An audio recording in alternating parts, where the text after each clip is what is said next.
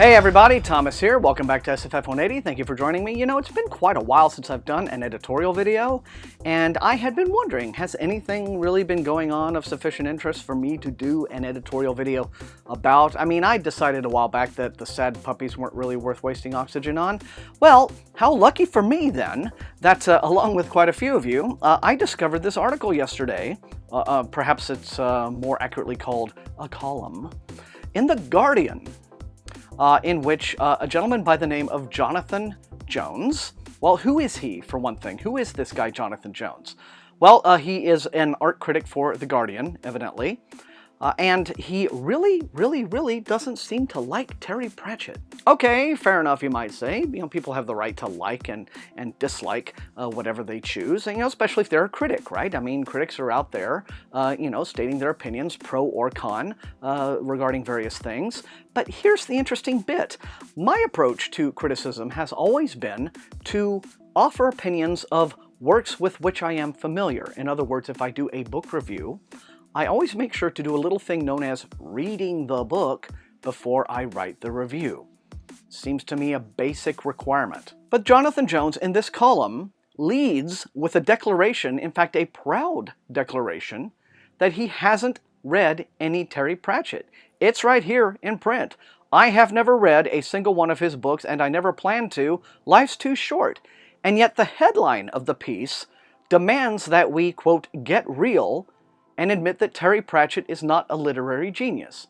Now, you might think that there's no real logical path from admitting to not reading a man's work to insisting that everyone accept his lack of genius. And you'd be right. Now, I found a bit of information out about Jonathan Jones that I found interesting, if you tend to define interesting as makes me roll around on the floor laughing.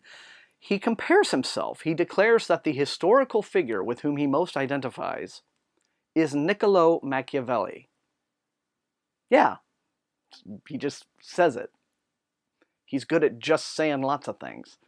Now, unless I miss my guess, wasn't Machiavelli known for his cunning? Known for his knowledge and insight into political situations? Frankly, the political figure that I am most reminded of when I think of Jonathan Jones is James Inhofe. And for those of you who aren't American, James Inhofe is the Republican Oklahoma senator who actually brought a goddamn snowball onto the Senate floor to prove that climate change was not a thing. Well, I hate to say this, but not knowing what you're talking about, while that may be an excellent qualifier for a career in politics, as a critic, it's very problematic. First, I wanted to address, though, something that was very strange, at least from a journalistic point of view, and that is, here you have a column in a major journalistic outlet that leads with, I have never read a single work by the person that I'm about to spend this entire column slagging off. In other words, an admission that the writer of the column does not know what he's talking about and doesn't care to know. And The Guardian ran it.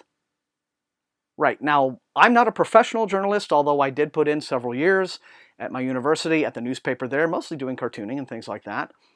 As I understand it, any editor worth their paycheck who came upon that in the lead to any kind of a story, whether it's a story or a column, would have killed the article right then and there, would have returned it to the writer saying, come back when you know what the hell you're talking about. I mean, does The Guardian accept this kind of loose definition of expertise or research or whatever you have it in other departments, right, of their publication? I mean, I can't really imagine what it would be like in a newsroom. Fighting again intensified in Syria today as Kurdish militia forces struck ISIS targets in and around the northern part of the country near the Turkish border. I am not in fact reporting from Turkey at the moment, or from Syria. I am actually standing in this extremely pleasant and peaceful neighborhood in Austin, Texas. What the hell gives you the idea I'd actually go to Syria to report on fighting in Syria? Syria's dangerous. Hello, what are you, crazy? Yeah, okay, you get the picture. But again, what is just amazing about Jones's audacity here was that he felt comfortable enough to lead with that. He felt that he could come right out and admit that he had no knowledge of the work that he was condemning as mediocrity and as potboilers, and that you would still accept his point of view as valid. He felt that kind of unwanted confidence. And this really offends me as a critic because the art of reviewing and criticism is something that I take very, very seriously. And I am contemptuous of anybody who goes out of their way to reinforce ridiculous stereotypes of critics being these out-of-touch ivory tower academics who just aren't clued in. To me, anyway, reviewing and criticism is about sharing and about communicating the unique joy and sense of wonder that the experience of art brings to all of our lives. It is not about setting yourself, the critic, up as some sort of superior arbiter, greater than your audience, looking down and talking down to your audience, dictating to them what is correct and incorrect for them to like. The minute that your criticism becomes more about you and less about the art, you have lost the script. I don't mean to pick on this particular author, Jones says, and then immediately spends the rest of the column doing just that. He says, a middle-brow cult of the popular is holding literature to ransom. That's exactly what I'm referring to, this sort of snobby, I'm smarter and better than you elitism that is the worst and the stupidest and the most embarrassing of all critic stereotypes.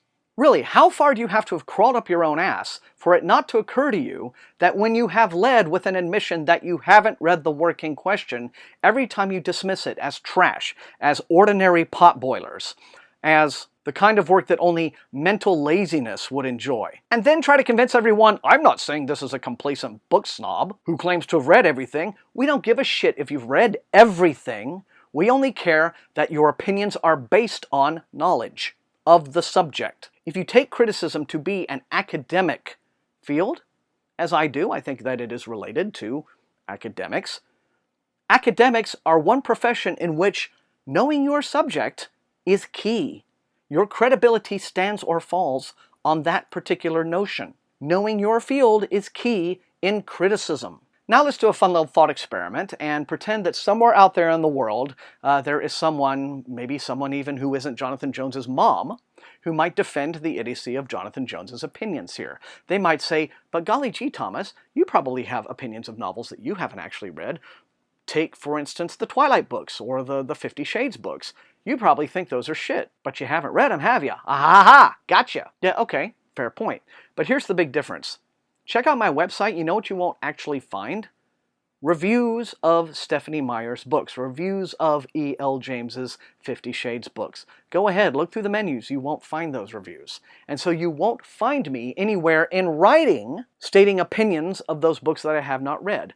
Yes, it is my considered opinion that I would not like those books if I were to read them. I base that opinion upon a great many things. First off, the subject matter of the books. I happen to know that this is a subject matter that would not necessarily be to my taste. I'm not a big fan of paranormal romance. And also, there are opinions out there of those books by people who have read them, whose opinions are well-stated, credible, articulate, insightful. I have, for example, read a great many feminist takedowns of the Twilight books, where the toxic sexual politics of the series is dissected in detail. So based upon opinions I have read, my thought is that if I were to go about reading the Twilight books, yes, I would probably not like them. They are probably not for me. But for me to come out and give my own actual opinions of the books, if I were ever actually to do a review of the books, if I were ever actually to put words in print where my opinions were out there stated and on the record for the world to see, yeah, you better believe I would do my job as a reviewer